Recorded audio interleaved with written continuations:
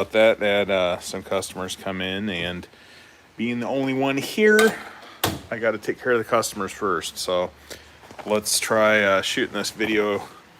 So what I'm working on is a Stihl 064 AV chainsaw. Customer donated it to me.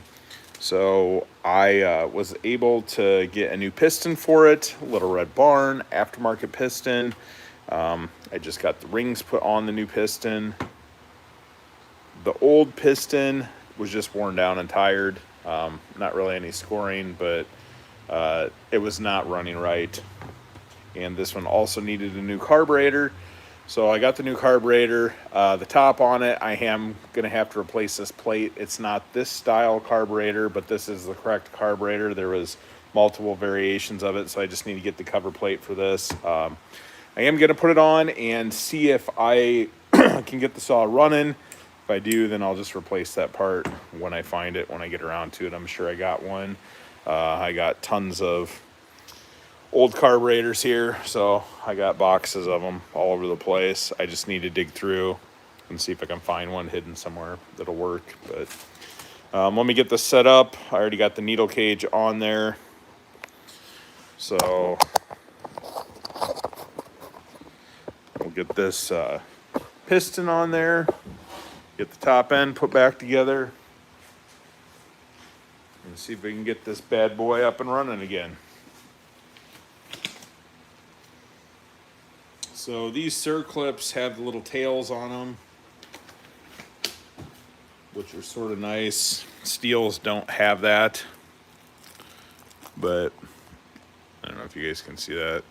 You got that little tail on there. You can grab them with needle nose pliers.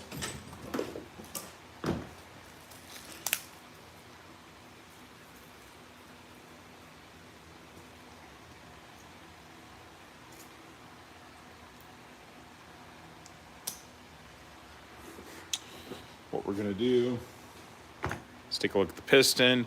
The arrow is always pointing towards the exhaust. And with this saw, I've got the handle over here. I don't want to have to take the handle off, so I'm gonna put the circlip on this side first, so that way I have access to this side after I put the wrist pin in.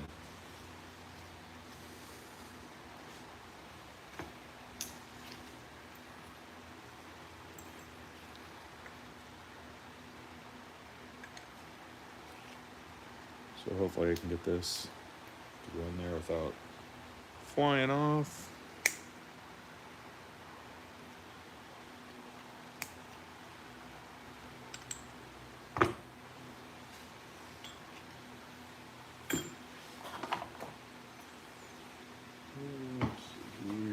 Get our wrist pin out.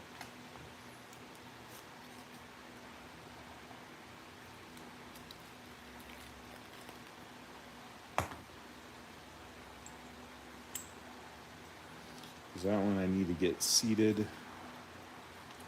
Went a little too far with it.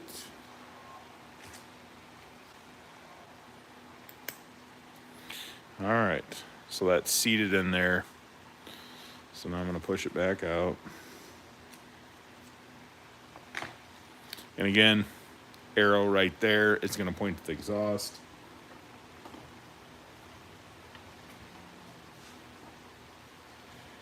Try not to block your view too much, but these are a little bit of a pain trying to do while I'm on camera.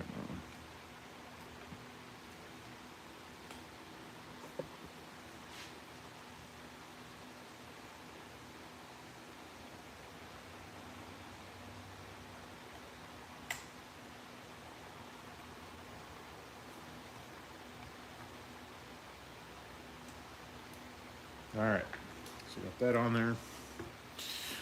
Let's get our last circlip on there.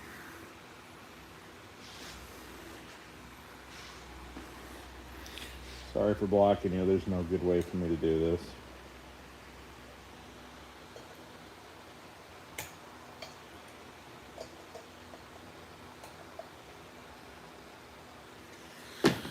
So you do want to make sure that these are seated in there, because you will have a catastrophic failure if that circlip comes out when the saw is running.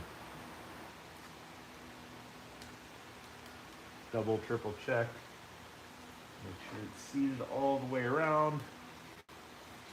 And that is good. I've got my gasket sitting on there already.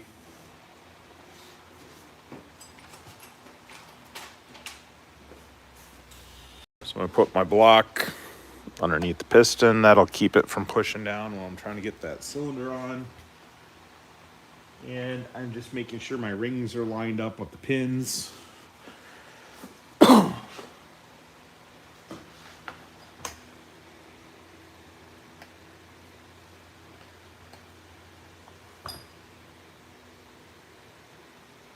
If you don't have the rings lined up with the pins, and you take your ring clamp and you put it on there and you squeeze, sometimes they will bust. So just be aware of that.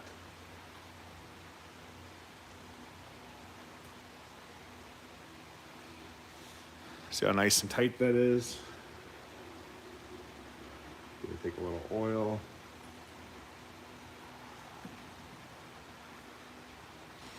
And here we've got our cylinder.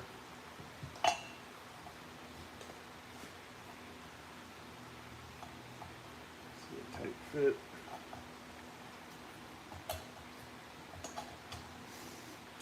So when you're putting this on, you have your rings squeezed in there tight. You're pushing down pressure on this, and when it clears it, you just slowly release up just a little bit and let it go on the rest of the way. So that is how that is done.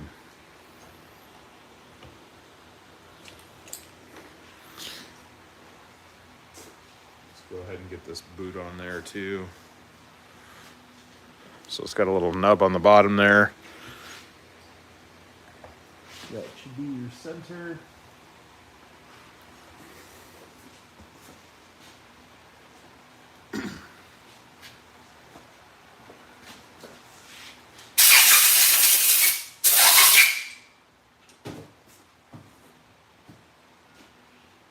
And of course your clamp.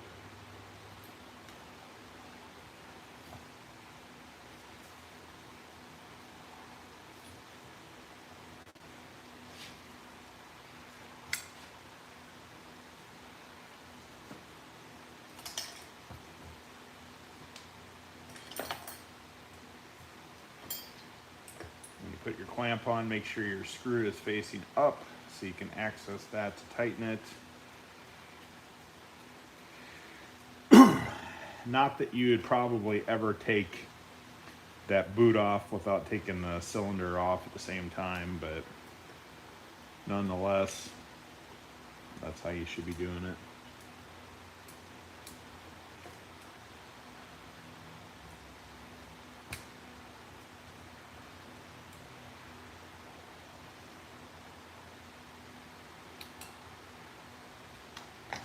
All right, got it nice and tight there.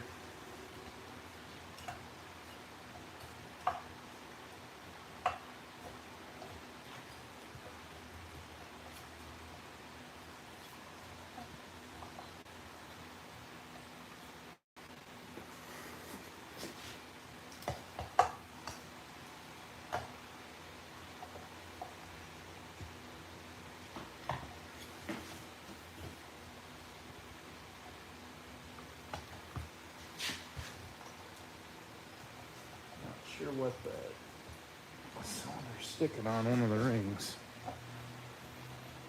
Go. Take it off and try it again. There we go. All right, so that gasket, just need to make sure the holes are aligned.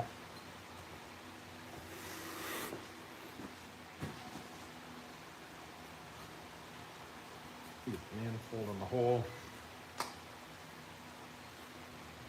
If you're careful with this, you can pull it through with needle nose pliers. If you're not a careful person, then I would use a piece of rope. You do not want to rip or tear that. If you do, you're going to have issues.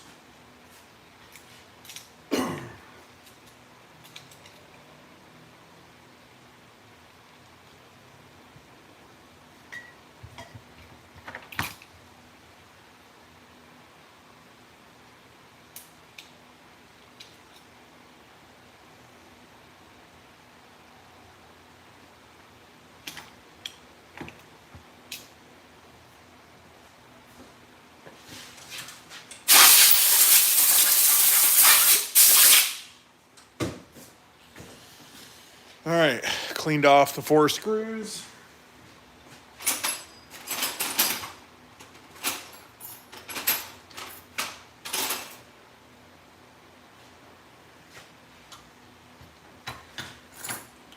The easiest way to get these back into place, get a pair of tweezers.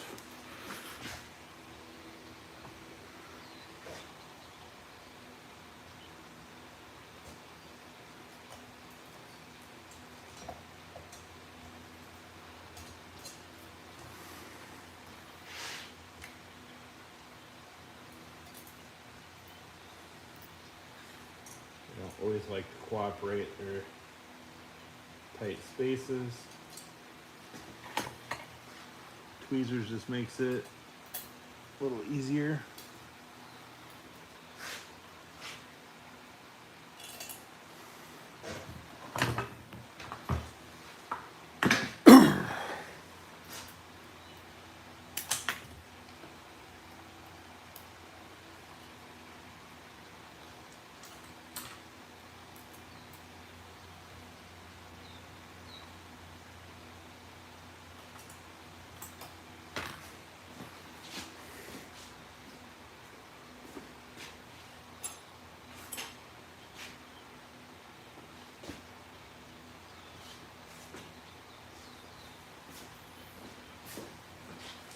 So I just want to make sure that my gasket is lined up with these so I don't damage it.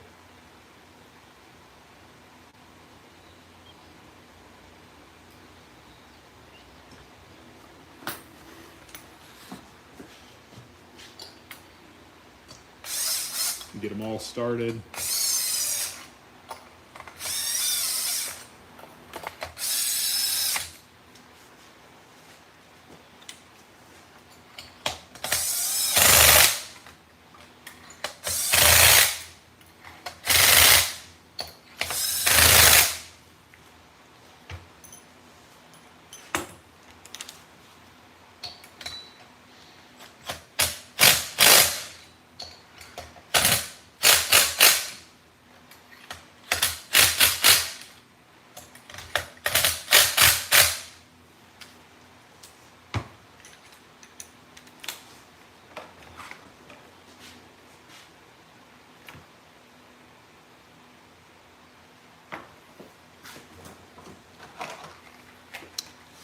BP MR 7A spark plug, engine K.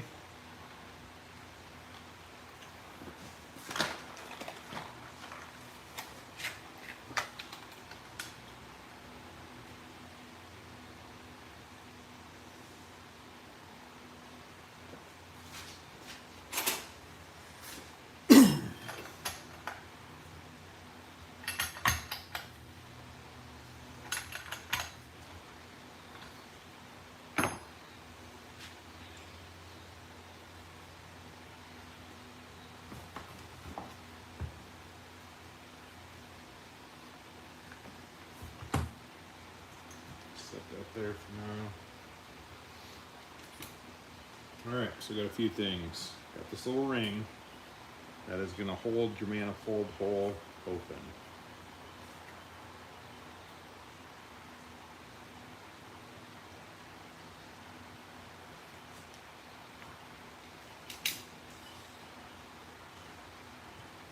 Got this other washer. Goes on the outside.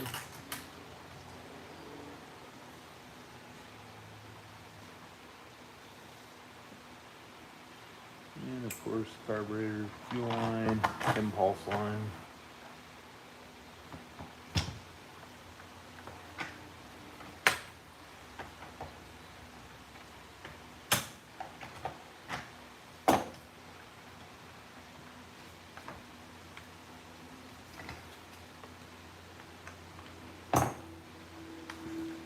Make sure you're getting in to the impulse line there.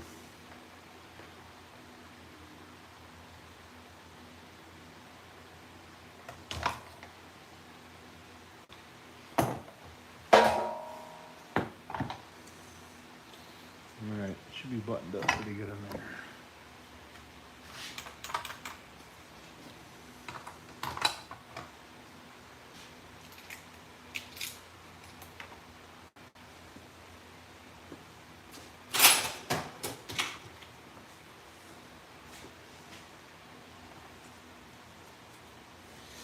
This one's had a lot of issues with it, so I'm hoping that getting the carburetor and the piston switched out will take care of the issue. There's no crankcase leaks on it, but it was having issues.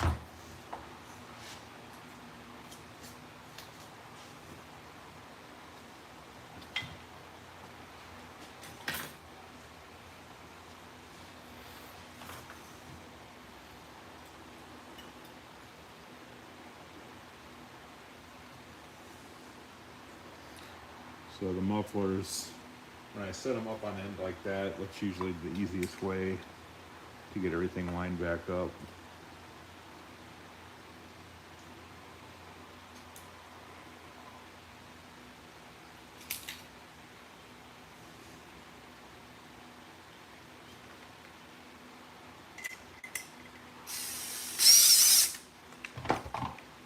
Again, just do one at a time and don't tighten them all the way down.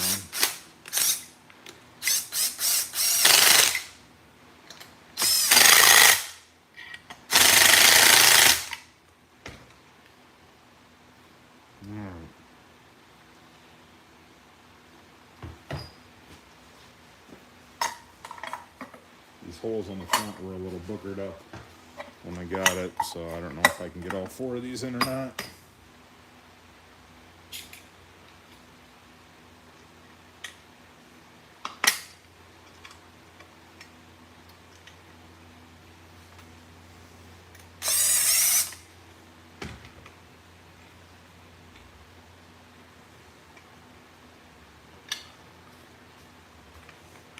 I just want to get them all started.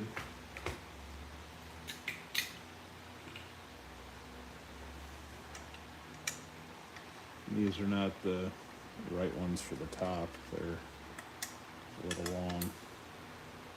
Let's see if I got it.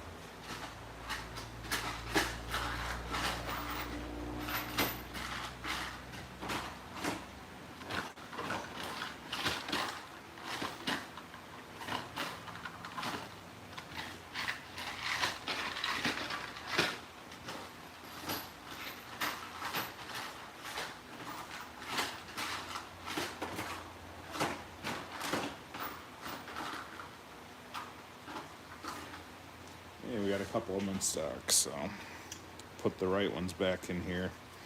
Anytime I get these saws in, somebody's usually tinkered all the stuff, put the wrong stuff back in.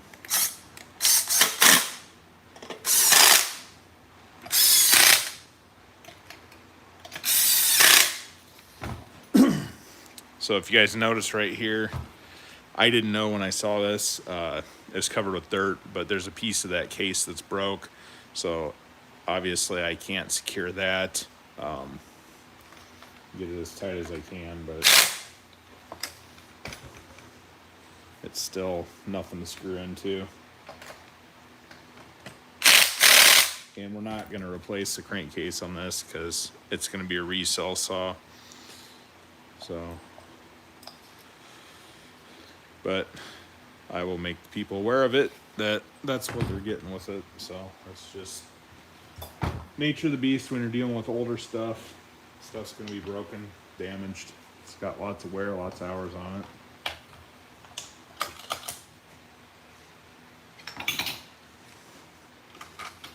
But it does not hurt how the saw functions at all. It's more cosmetic, but I mean, the dog ear won't lock in. So I guess that's sort of a function, but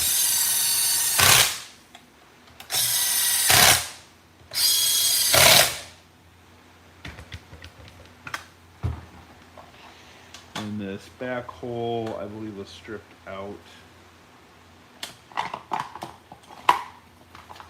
So we can get 2 of these screws in.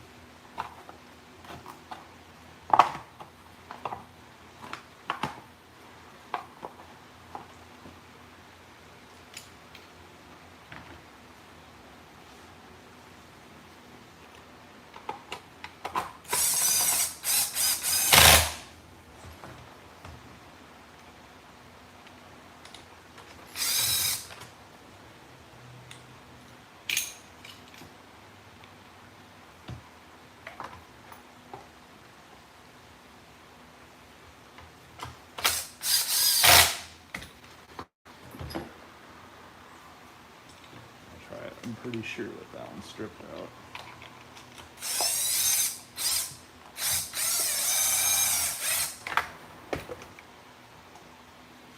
So this fits really loose on there on the spark plug.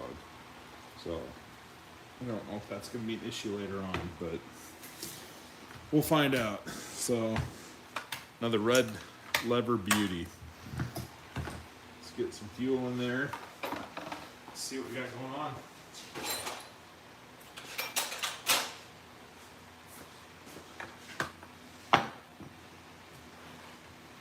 So sometimes these older saws can be a real bear to get started with the new carburetors, especially if they haven't had fuel in them. Might take 20 or 30 times to get it going, but that's just part of the problems that we got to deal with in the shop. Get them full of fuel, but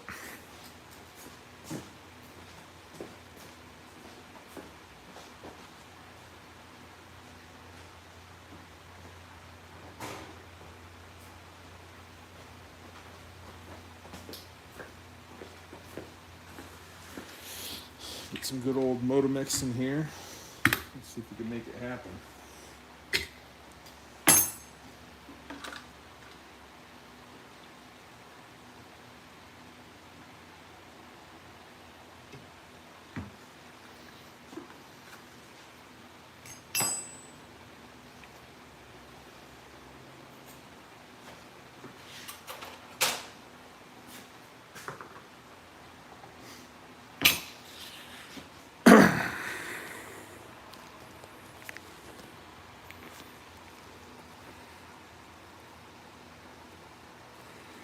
All right, let's go over here and I'll see if I can get it going. Bear with me if it doesn't start. Sometimes these saws are a pain to get going. You guys can watch me rip my shoulder out.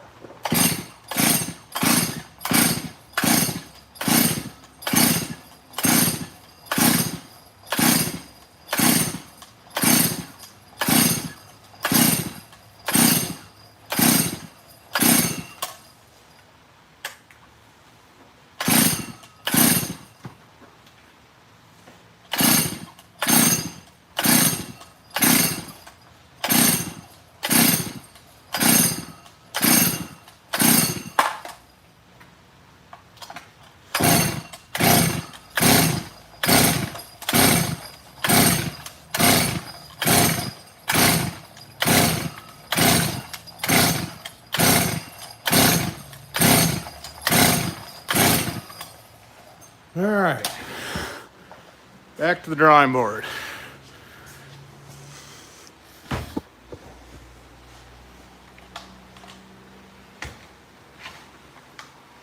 So that ignition coil is super loose.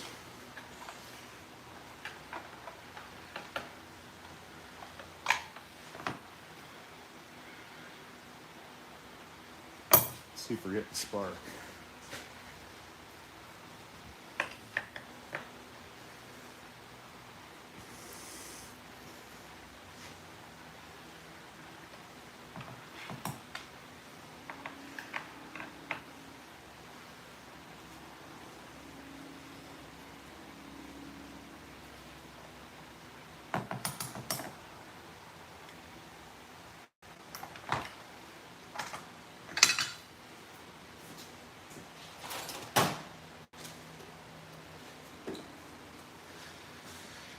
So this is my Zap 4 inline spark tester.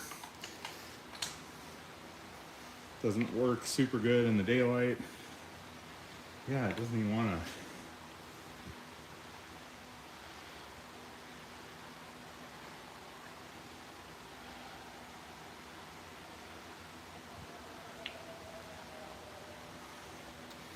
I have to get a new contact spring. Should snap right into there.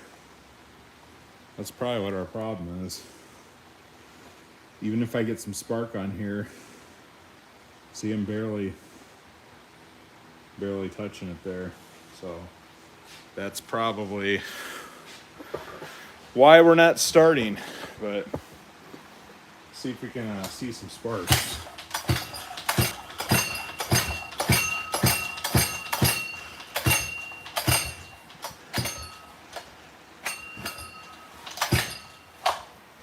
And I am not seeing spark, so that is going to be our issue.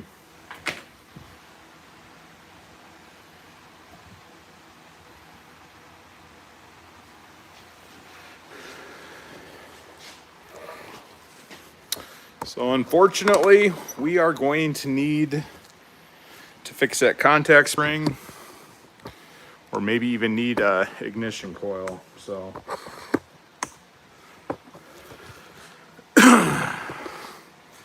that's the nature of the beast when you're working on these older saws.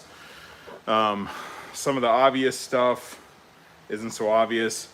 I did check the spark on this one before I did anything, and it had spark, so I assumed that we'd be good on the coil, but with it being as loose as it is on that contact spring, more than likely that is why we're having issues with the starting. So a little frustrating, but it did need a new carburetor. I could have got a rebuild kit. The diaphragms and stuff were dry in there. It was pretty dirty, a little gnarly. So I just went ahead and replaced that. And the piston, I want to say that was like 30 some bucks. So it wasn't really that bad. And this is what the other one looked like. I mean, it didn't have scoring, but it's pretty well worn. So when you start looking at that piston, you should see horizontal machine marks. When those horizontal machine marks are gone, it's had enough wear where the rings really need to be replaced. And when I get to the point where I want to replace the rings, I already got the piston tore off, and I can buy an aftermarket one for 30 bucks complete. I'm just going to replace the whole thing. There's no point in saving this piston for 30 bucks. So that's where we're at with that. I'll have to dig into that ignition coil a little more. They're probably going to be hard to find, unfortunately, 064. And that's the frustrating thing about these older saws too. Can't find an OEM one, then what do you do for an aftermarket one? Well, most of the Amazon and eBay stuff is crap. Your $15 ignition coils do not work right. Even if they did work when you started it, you're going to have intermittent running problems later on. I've just seen it more times than I can count. So I always ask people questions when they can't get their equipment running, and if they say that they replaced the ignition coil, then obviously I look at it. So what you're looking for on a Stihl product, it'll have a part number on the ignition coil. It'll also have the Stihl insignia on there, so that'll tell you that it is an OEM part. The aftermarket ones usually don't have anything on there. They're not labeled, so keep that in mind. Most of the contact points, everything's the same on aftermarkets. They're lighter weight. The material, the wiring, it's going to be a lot thinner. It's going to be more flexible. Should be pretty stiff if it's a Stihl one. They use better quality products, so keep that in mind. Carburetors, I always go OEM too. OEM stuff would be, you know, Walboro, Tillerson, Zama, stuff like that. If you get the aftermarket ones, you're asking for a whole world of problems with that stuff too. So I've seen enough of those to know that it is not worth it, because the problems that they can create are sometimes hard to track down back to the carburetor. And you would think that you replace it with a new carburetor, that the carburetor is fine, but it's not. So yeah, that's where we're at. Again, this is what we got going on. 064. I also have an Olympic saw here.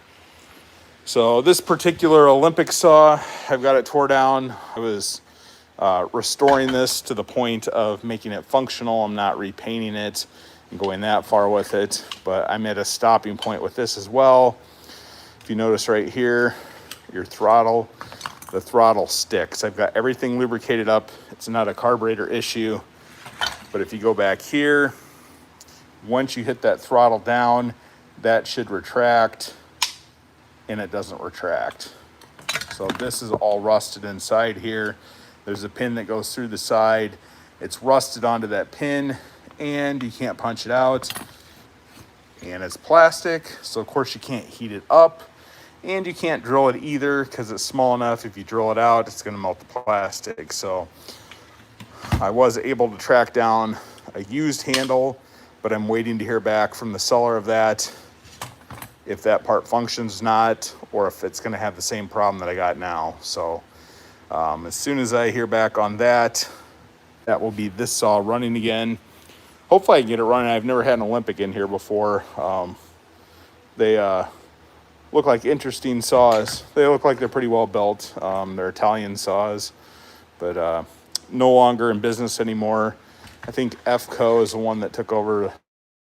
I've come into the shop today. Just got a few other things sitting over there waiting on some parts. But other than that, that's all I got for you tonight. So thanks for watching the video. Make sure you guys check out the channel. If you guys haven't already, subscribe down below, like the video. And then also in my videos, make sure you guys check out the description. In the description, I put Amazon affiliate links. And in those Amazon affiliate links are going to be cool tools like this, the Zap 4 that you guys can buy off of Amazon, my 8mm tools, anything that I can get in the shop that I can find on Amazon. I tried to put the links there so that way you guys can get the same tools that I'm using here. They're pretty handy. So some of this stuff is Stihl specialty tools, and you can actually find some of that on Amazon. Some of this stuff, unfortunately, is not on there. But if I can find an aftermarket one, I put it on there as well. So again, check out the description in my videos. I'll try to put a link on this video too. Make sure you check out the Amazon store. So see if you guys got any questions or anything for me.